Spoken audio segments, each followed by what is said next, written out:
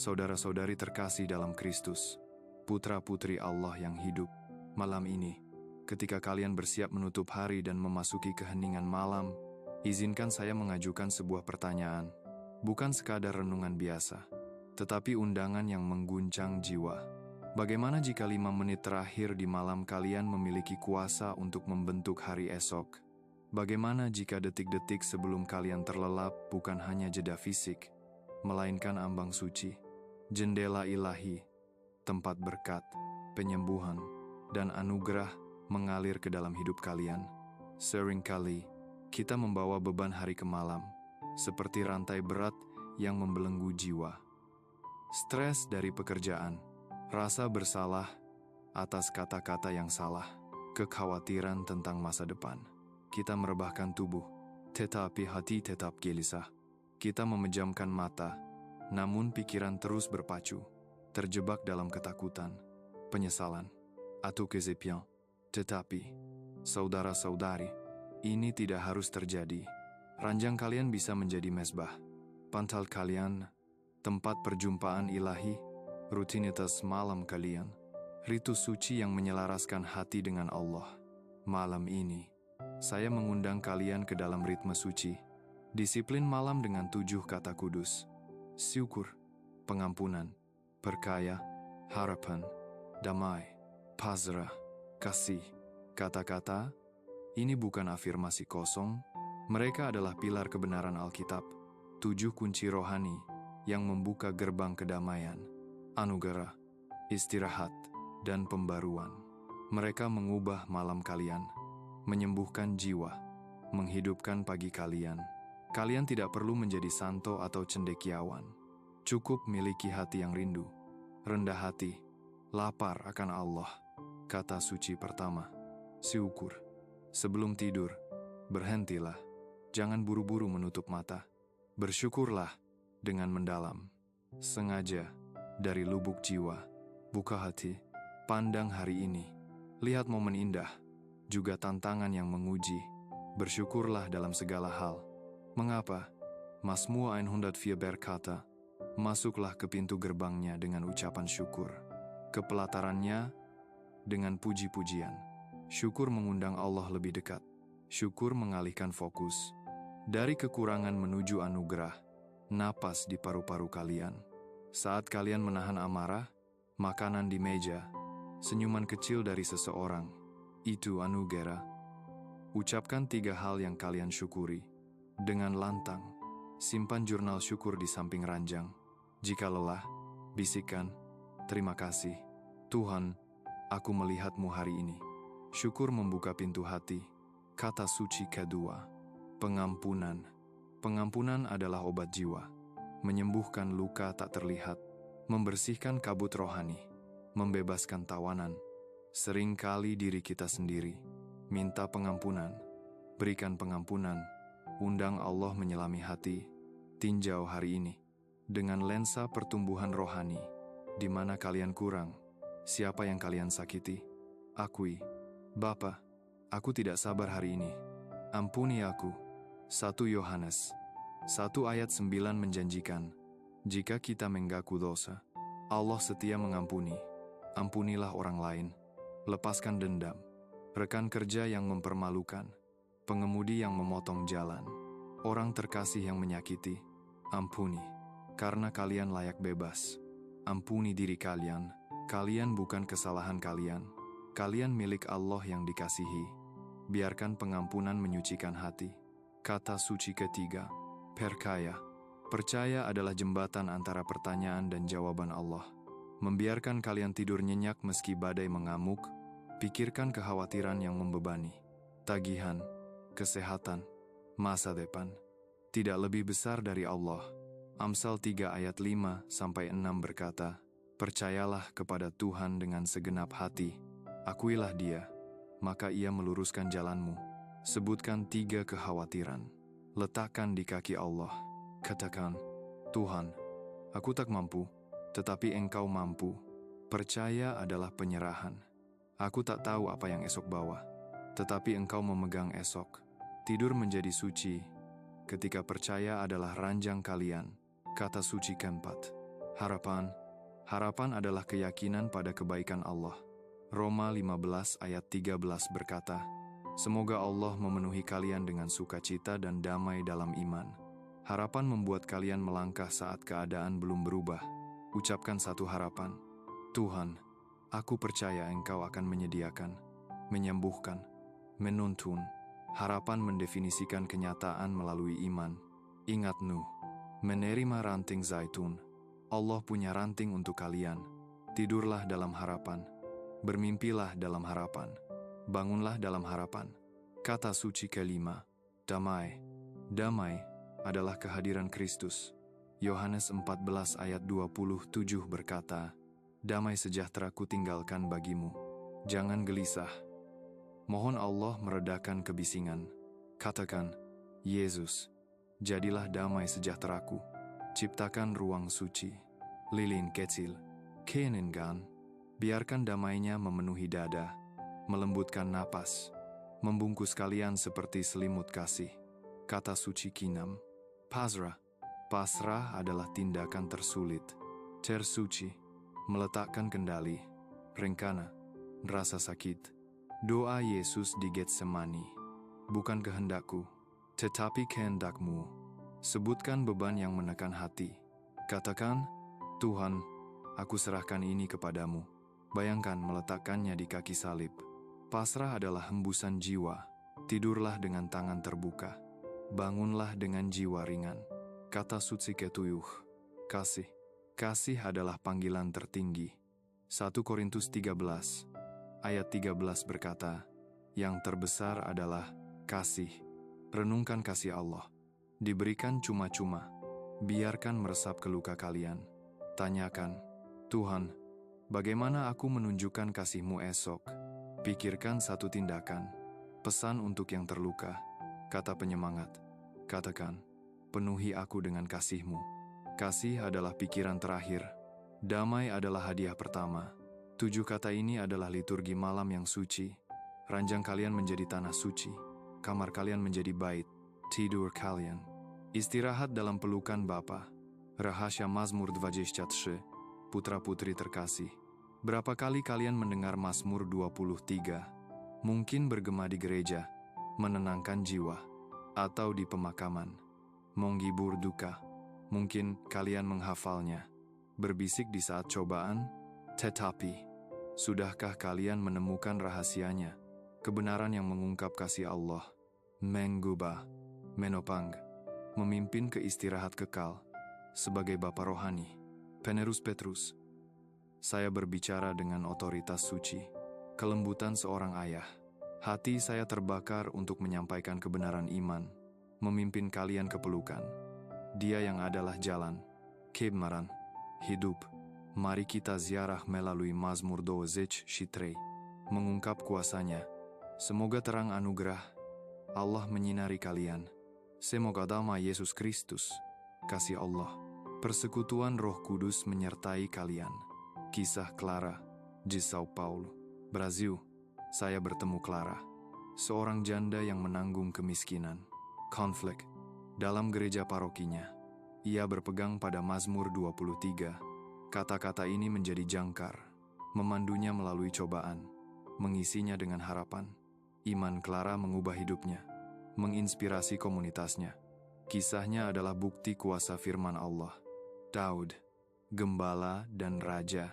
Mazmur 23 lahir dari Daud. Manusia berkenan di hati Allah. Sebelum menjadi raja, ia gembala, melindungi domba dari singa. Beruang, ketika ia berkata, "Tuhan adalah gembalaku." Ia berbicara dari pengalaman. Domba bergantung penuh pada gembala untuk makanan. Ezah, keselamatan. Kita pun bergantung pada gembala ilahi. Mazmur 103 berkata, "Kami adalah domba gembalaannya." Yesaya 40 ayat 11. Ia menggembalakan kawanannya. Yohanes 10 ayat 11. Akulah gembala yang baik. Allah mengenal kita, memanggil dengan nama, berjalan di sisi kita. Pernyataan Daud adalah kepercayaan, penyerahan kepada Dia yang tak meninggalkan kawanannya, jaminan pemeliharaan. Rahasia Mazmur 23 dimulai dengan, Tuhan adalah gembalaku. Aku takkan kekurangan. Kita sering merasakan kekurangan. Materi, arah, kasih, damai, Tuhan. Daud menyatakan, jika Tuhan adalah gembala, kita tak kekurangan. Kata Ibrani Chaser Menyamin. Dengan Allah, kita punya apa yang esensial? Keluaran 16. Manna dari surga. Uno Raja 17. Gagak membawa makanan untuk Elia. Matius Keturyolika. Roti dan ikan digandakan. Allah tak pernah gagal. Ia tak akan gagal pada kalian. Percayalah, Ia tahu kebutuhan kalian.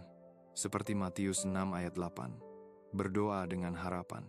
Filipi 4 ayat 6 sampai 7. Karikerayannya.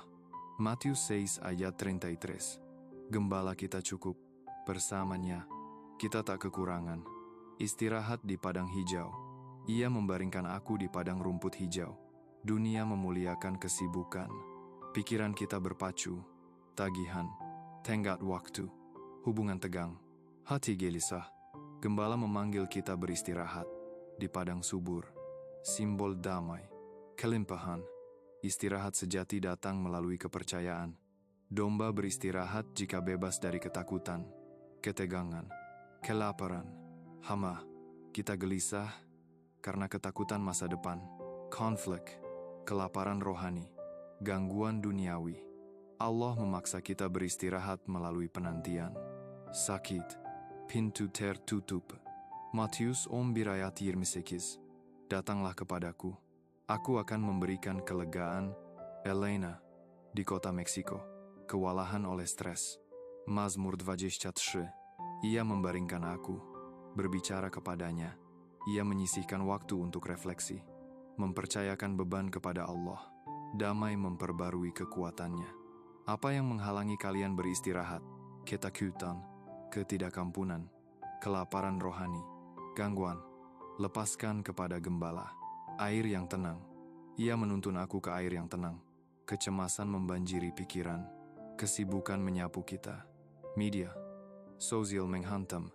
Domba takut aliran deras. Kita berisiko tenggelam dalam kekacauan. Gembala menuntun ke air tenang. Yesus, air hidup, menawarkan damai. Yohanes Merah. Barang siapa minum air yang kuberikan, takkan haus lagi. Paulo, di Manila, berjuang dengan kecemasan.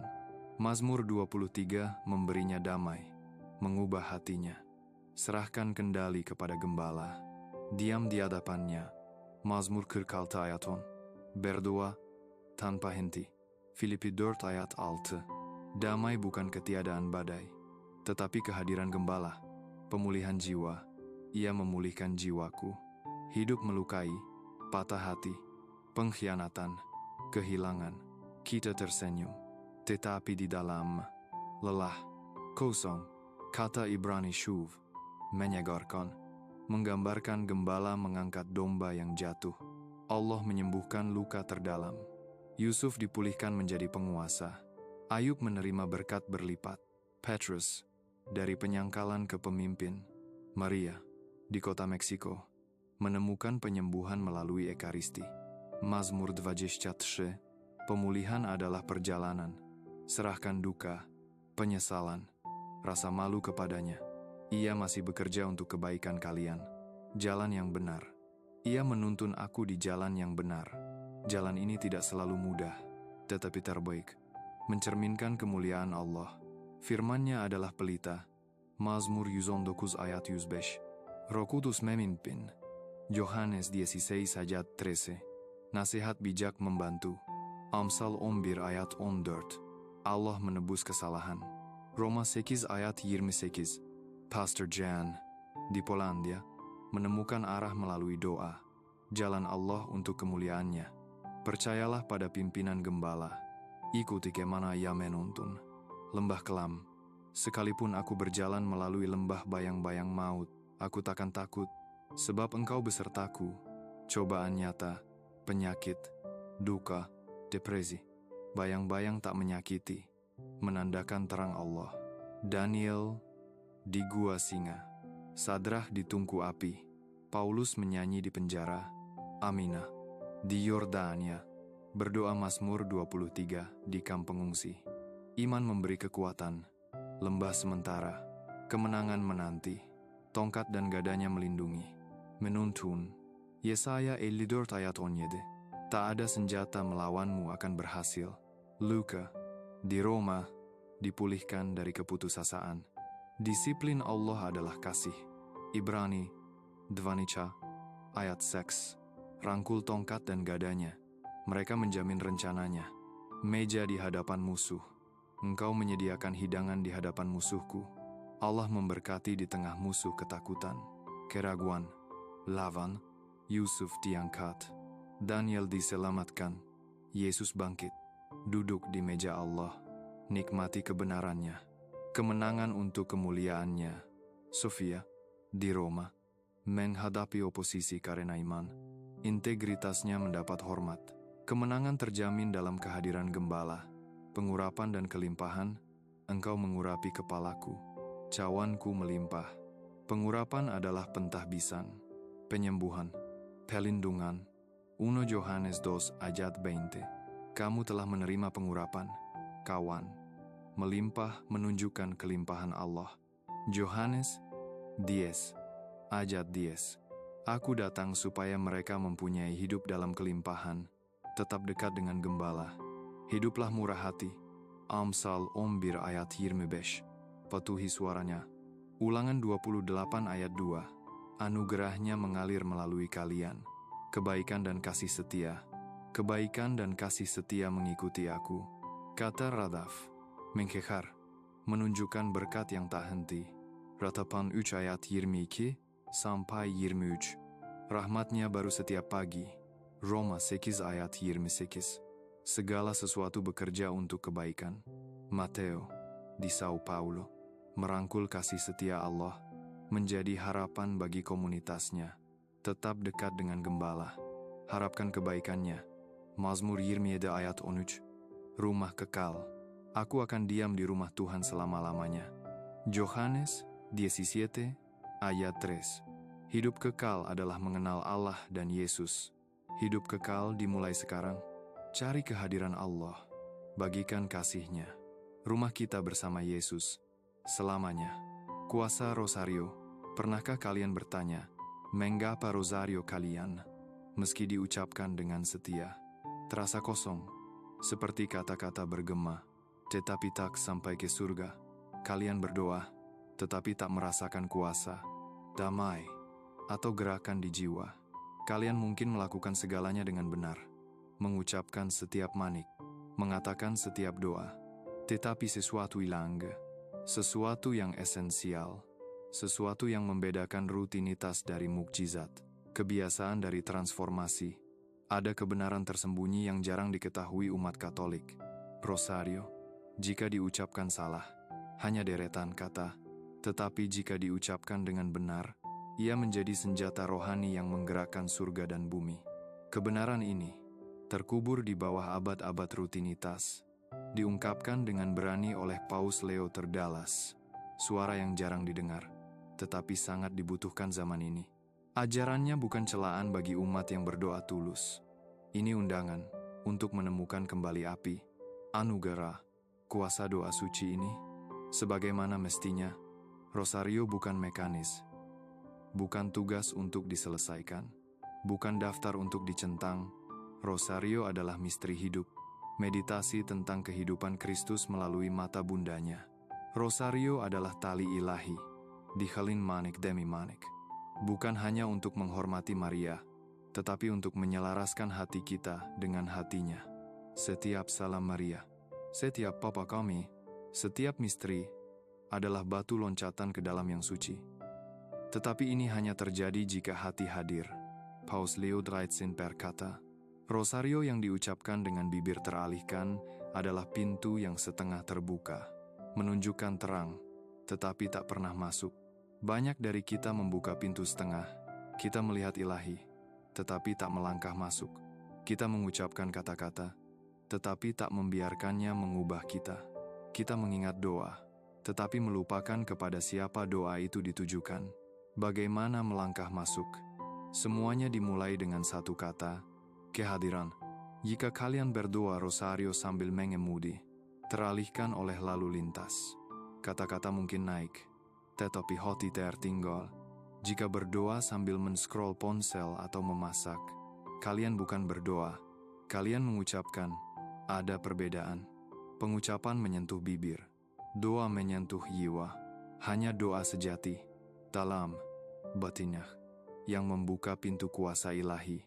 Kehadiran berarti berhenti, mempersiapkan, menciptakan ruang di jiwa yang berkata, "Aku di sini.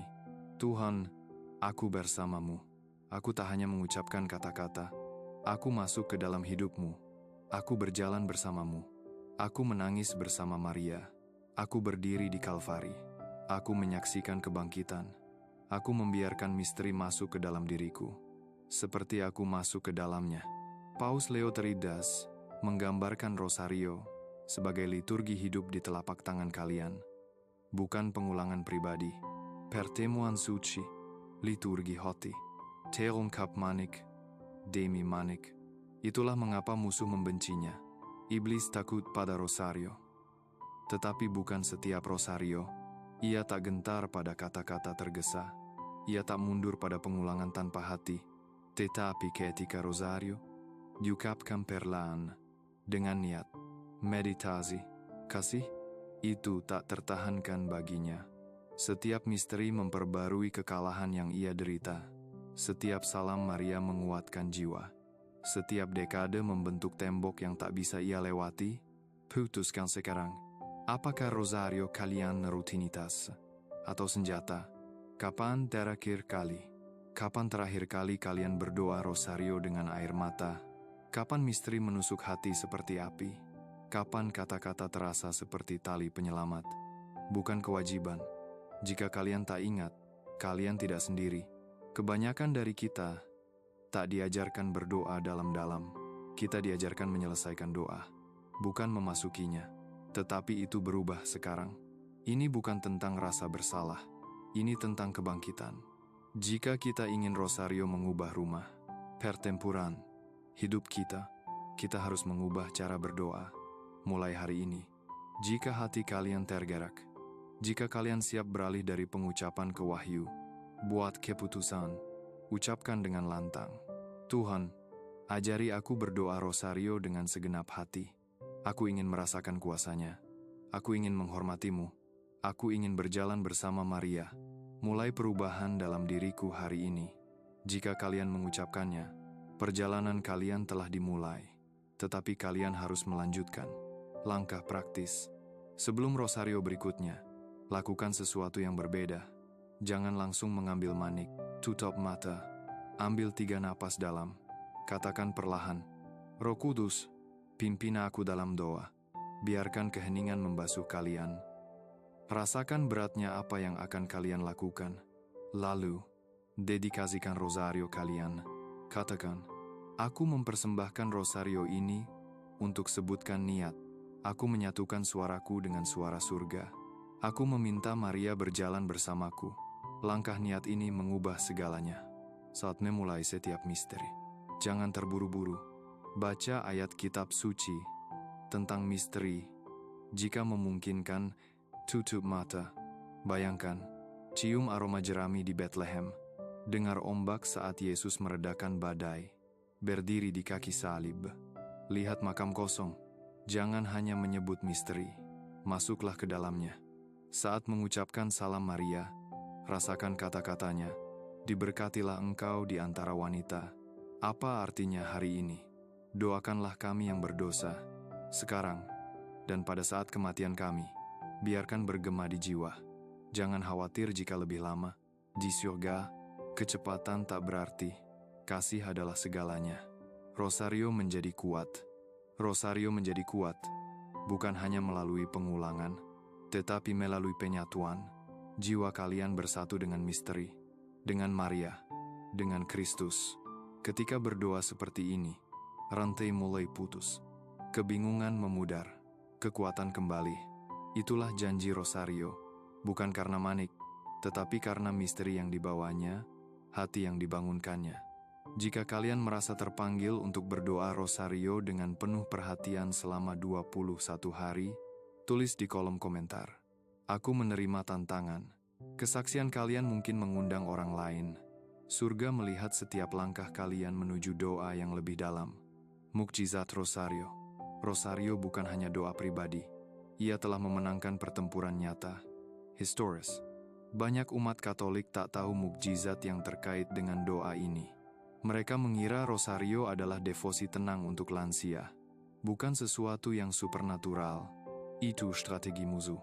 Karena ia tahu, begitu kalian menyadari kuasa di tangan kalian, segalanya berubah. Pada pertempuran Lepanto, 1571, Eropa hampir ditaklukkan. Paus Pius V tak mengirim pasukan. Ia meminta umat berdoa rosario. Benua terselamatkan, bukan oleh kapal atau strategi, tetapi oleh monik, iman, dan siafat Ratu Surga. Kemenangan begitu besar. 7 Oktober ditetapkan sebagai Pesta Bunda Maria dari Rosario di Hiroshima. 1945. Bom atom menghancurkan segalanya, tetapi satu bangunan tetap berdiri. Di dalamnya, para imam Yesuit selamat. Bangunan itu hanya beberapa blok dari pusat ledakan. Mengapa? Mereka berdoa rosario setiap hari. Dengan niat, kasih, kehadiran. Ilmuwan tak menemukan penjelasan. Tetapi surga tahu. Surga turun tangan. Kisah seperti ini ada di seluruh dunia. Keluarga dilindungi selama perang. Individu selamat dari kecelakaan. Rumah utuh dalam kebakaran. Ini bukan dongeng. Ini peristiwa terdokumentasi. Terkait dengan rosario yang diucapkan sebagai persembahan. Mengapa rosario begitu kuat? Karena rosario adalah meditasi tentang misteri keselamatan kita. Setiap dekade adalah pintu. Setiap misteri adalah cermin. Misteri gembira membawa kerendahan hati Kristus. Misteri sedih, Kalvari. Misteri mulia, kebangkitan. Misteri terang, pelayanan Kristus. Setiap kata bergema di kekekalan.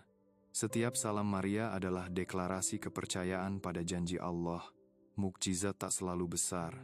Kadang terjadi dalam hening, kepahitan larut. Ketakutan memudar. Keputusan menjadi jelas.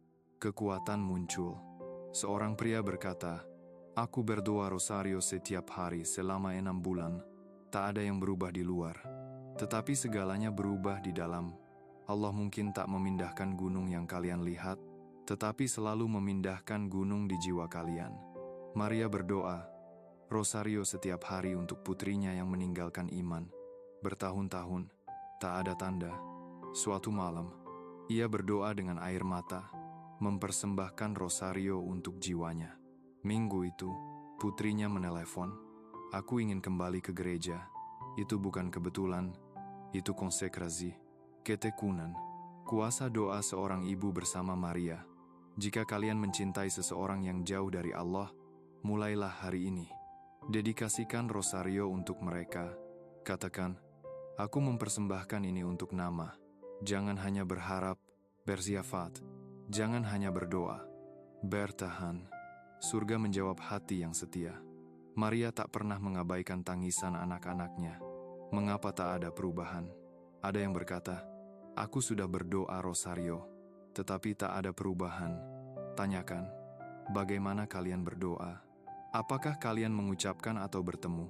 Ada perbedaan antara mengucapkan 10 salam Maria dan mendoakannya.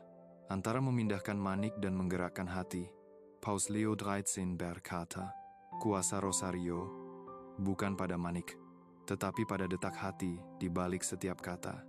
Itulah mengapa beberapa rosario menggerakkan surga, beberapa tak sampai langit-langit. Jika kalian masih di sini, hati kalian tahu ada lebih banyak, kalian lapar akan sesuatu yang nyata.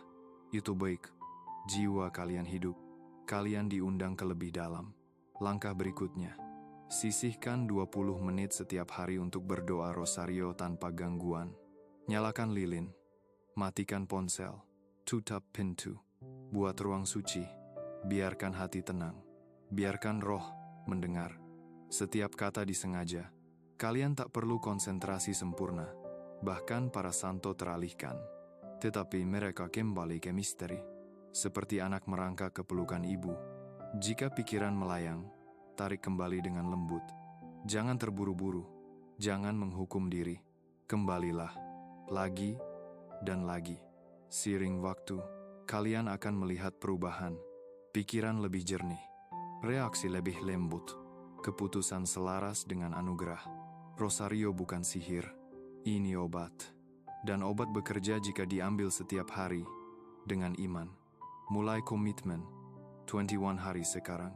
Tulis niat sebelum setiap rosario. Katakan, hari ini aku berdoa untuk nama atau tujuan. Di akhir setiap dekade, berhenti, bernapas. Renungkan misteri. Kalian tak hanya berdoa, kalian membangun kembali kehidupan batin. Satu manik pada satu waktu. Rosario yang terkompromi. Ada kebenaran yang jarang dipikirkan umat Katolik. Tak setiap rosario membantu jiwa. Beberapa menghambat. Tak setiap sakramental membawa damai. Beberapa mengganggu. Tak setiap benda yang tampak suci membawa roh kekudusan. Dalam dunia produksi massal, kebingungan budaya, dan peniruan rohani, kita tak bisa menganggap setiap benda bertanda salib selaras dengan Kristus. Rosario bisa disalahgunakan, bahkan dicemari, tetapi tetap diwal, dihadiahkan, diwariskan ke tangan yang tak curiga. Rosario bisa dibuat dengan niat tak murni, digunakan dalam ritual gelap, membawa residu rohani. Paus Leo XIII berkata, iblis tak bisa mencipta, ia hanya memutarbalikkan yang baik. Ia mengambil rosario, mengubahnya menjadi sesuatu yang tampak suci, tetapi membawa kebingungan, bahkan bahaya rohani. Ini bukan takhayul, ini kearifan. Ada 3 kategori rosario yang perlu hati-hati. Rosario hitam, rosario merah darah, rosario hibrida, atau berwarna-warni dengan simbol bukan dari Allah. Rosario hitam. Hitam bukan warna jahat dalam gereja, menandakan tobat, duka, kesungguhan. Banyak rosario hitam dari kayu atau batu. Diberkati, digunakan dalam devosi, tetapi beberapa rosario hitam tak seperti kelihatannya. Beberapa dari toko okultisme, pedagang antik, atau pasar online, digunakan dalam ritual yang mencampur doa Katolik dengan seruan pagan. Rosario ini sering indah, dengan salib perak, kadang diukir dengan tanda asing. Seorang wanita, dibimbing oleh konselor rohani di bawah ajaran Paus Leo XIII, berbagi kisah. Ia mengalami mimpi buruk, kesemasan, kekeringan rohani. Ia berdoa setiap hari, mengaku dosa, tetapi tak damai. Konselor bertanya tentang rosario di dekat ranjangnya. Rosario hitam, dibeli di toko antik. Rosario itu digunakan dalam ritual non-Kristen. Ia membawanya ke rumah tanpa sadar. Setelah dibuang dan kamar diberkati, damai kembali dalam beberapa hari. Ini bukan kasus langka. Jika kalian punya rosario hitam, renungkan, dari mana asalnya? Siapa memberikannya? Ikataquielas. Jangan abaikan, kalian tak menilai warna, kalian membedakan kehadiran. Rosario merah darah. Merah adalah warna suci, mengingatkan darah Kristus, api Roh Kudus, kemartiran, tetapi di tangan peniru rohani, menjadi lain. Beberapa rosario merah, dari komunitas spiritual bawah tanah, atau sumber esoterik, digunakan dalam ritual berdarah. Rosario ini tampak indah, tetapi membawa kebingungan rohani. Sebuah rosario merah diberikan sebagai hadiah kepada sebuah keluarga, diletakkan di altar keluarga. Dalam beberapa minggu, ayah menjadi mudah marah. Anak laki-laki mengalami serangan panik. Anak bungsu menolak mendekati altar, merasa sakit di hati. Seorang imam menganjurkan rosario itu dihapus. Rumah diberkati, damai kembali. Rosario hibrida. Rosario berwarna-warni, dengan manik berbentuk mata, salib dengan karakter asing, rantai dengan kristal mistik timur, atau simbol takhayul. Ini dibuat untuk keuntungan, bukan doa. Dipasarkan sebagai spiritual, bukan religius, tetapi mengganggu jiwa. Alat doa harus murni, bukan membingungkan. Rosario lahir dari surga melalui Santo Dominikus, diberikan oleh Bunda Maria. Bukan jimat, bukan perhiasan, bukan campuran energi global. Ini senjata jiwa Kristen. Paus Leo tegas menyebut rosario hibrida sebagai gangguan rohani. Mereka menciptakan interferensi, perlahan membungkam suara Allah. Mengenali rosario terkompromi. Mulai dengan doa. Tanyakan, apakah rosario ini membawa damai? Apakah aku terdorong berdoa saat memegangnya? Apakah terbuat dari bahan New Age atau okultisme? Apakah ada simbol asing? Apakah hadiah dari seseorang yang menentang iman? Apakah dibeli dari sumber yang menjual barang pagan? Apakah jiwaku gelisah saat melihatnya? Jika ya, bertindaklah. Jangan panik, jangan takut, tetapi jangan abaikan Roh Kudus. Malam ini, luangkan 15 menit. Memeriksa setiap rosario di rumah. Lakukan dengan hormat. Katakan, Tuhan, biarkan hanya yang darimu tetap ada. Jika menemukan rosario yang mengganggu, jangan buang sembarangan. Bawa ke imam. Minta diberkati atau dihancurkan dengan hormat. Dibakar atau dikubur dengan doa. Saat membeli rosario baru, pilih dari toko susteran, monasteri, toko Katolik. Selalu minta diberkati sebelum digunakan. Paus Leo Teridas mengajarkan, materi rosario kurang penting dibandingkan roh di balik pembuatannya. Rosario kayu sederhana, dibuat dengan doa, lebih kuat daripada kristal mewah. Iman menambah kuasa, niat menambah kejelasan. Berkat menyegelnya, melindungi rumah. Rumah bukan sekadar bangunan. Ini medan perang, tempat kita berdoa, bergulat, menangis. Kondisi rohani rumah memengaruhi semua penghuni. Banyak dari kita melindungi rumah secara fisik, kunci pintu, alarm jendela, tetapi bahaya terbesar datang dari dalam. Rosario yang digunakan dalam praktik kultus atau dibuat tanpa niat suci membawa residu. Satu keluarga menerima rosario berwarna-warni sebagai hadiah. Dalam 2 minggu, pertengkaran muncul. Anak perempuan terbangun menangis, melihat wajah di kamarnya. Ibu merasa kering dalam doa. Ayah mudah marah. Seorang imam memeriksa rosario itu. It wasn't made for prayer. Rosario itu dihapus. Rumah diberkati. Damai kembali. Kegembiraan kembali. Lindungan rohani. Lindungi rumah kalian. Periksa setiap rosario. Salib. Patung. Dari mana asalnya? Siapa membuatnya? Diberkati. Jika tak yakin, kari kebakahan. Gunakan air suci. Garam diberkati. Pasang salib di setiap kamar. Nyalakan lilin. Katakan, dalam nama Yesus, aku klaim ruang ini untuk kerajaan Allah. Doakan rosario dengan niat. Satu ruangan pada satu waktu. Khususnya kamar tidur. Musuh sering mengganggu istirahat. Lindungi anak-anak. Gunakan sakramental dengan iman. Bukan sihir. Paus Leo XIII menekankan. Iman mengaktifkan perlindungan. Bukan benda. Bangun ritma doa di rumah. Tetapkan waktu berdoa bersama keluarga. Meski 5 menit. Buat ruang untuk Allah sudut. Dinding. Altar sederhana. Letakkan kitab suci. Nyalakan lilin setiap hari. Doakan rosario bersama anak-anak. Tunjukkan seperti apa iman. Anak-anak yang dibesarkan dalam rumah damai menjadi tangguh. Pasangan yang berdoa bersama bertahan dalam krisis. Tamu merasakan perbedaan. Bukan dalam dekorasi, tetapi kehadiran. Malam ini, berkati rumah kalian. Berjalanlah dengan doa. Tuhan, masuklah ke setiap ruang. Bersihkan apa yang tak kulihat. Biarkan setiap dinding memercikkan cahayamu. Penutup, rosario adalah rantai yang mengikat jiwa ke surga. Bukan jimat, bukan tahayul, bukan dekorasi. Ini senjata, dipilih dari pangan oleh Maria. Doakan dengan baik, doakan perlahan, dengan air mata, kegembiraan. API, kalian memegang lebih dari manik. Kalian memegang senjata yang ditempa dalam kasih. Gunakan, katakan, Maria, Bunda Allah, ayari aku berdoa. Yesus, terima devosiku. Bapa, lindungi rumah kami. Biarkan rosarioku menjadi senjata kasih. Biarkan rumahku menjadi rumah doa. Biarkan hidupku milikmu sepenuhnya. Amin. Jika perjalanan ini menyentuh kalian, bagikan, kirim pesan ini kepada yang dikasihi. Tulis kesaksian kalian. Ribuan orang mencari jawaban. Kalian mungkin suara yang memimpin mereka kembali.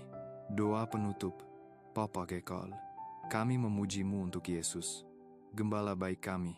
Untuk Maria, Bunda yang setia. Pimpin kami. Lindungi kami. Pulihkan kami. Tuntun kami ke rumah kekalmu.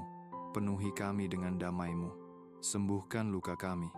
Biarkan kebaikan dan kasih setiamu mengejar kami. Semoga hidup kami mencerminkan kemuliaan-Mu. Melalui Yesus Kristus, Tuhan kami. Amin. Semoga anugerah Yesus Kristus, kasih Allah, persekutuan Roh Kudus menyertai kalian selalu. Amin.